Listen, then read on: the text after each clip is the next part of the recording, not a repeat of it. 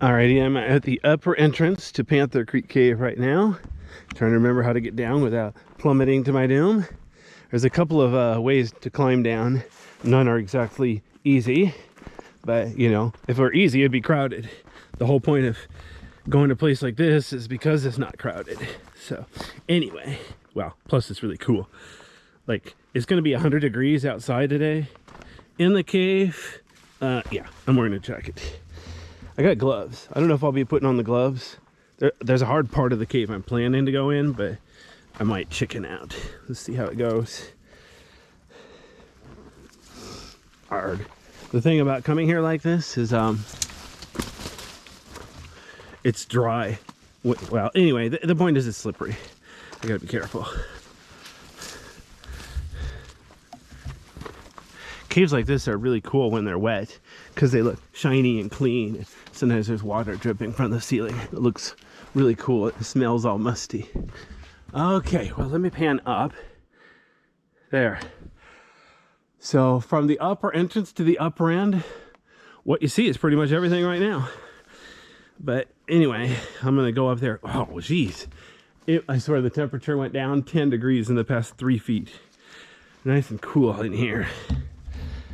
Luckily, I can park my vehicle right by the entrance. I don't have to hike in. So it's really, as long as you have a 4-wheel drive, it's easy to get here.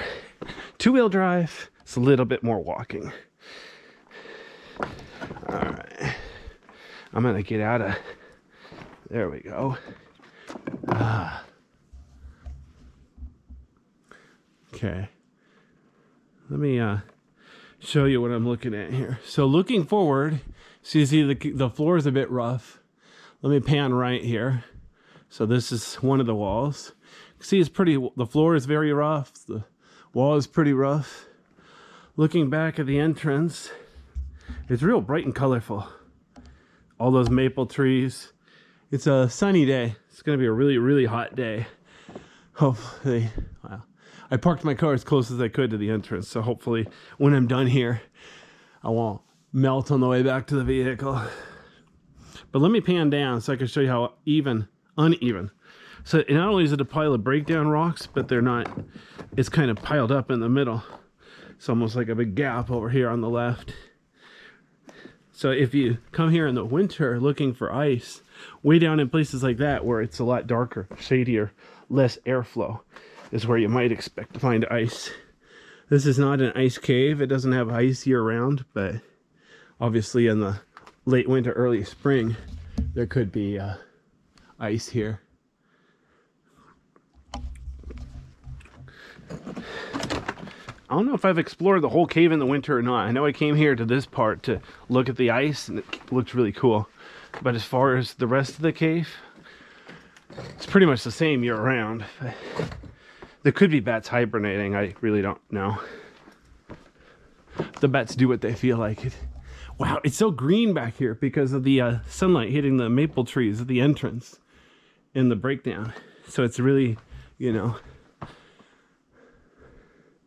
want to get up here on top of this rock so I can get up closer to the ceiling. Show you the ceiling is kind of cool.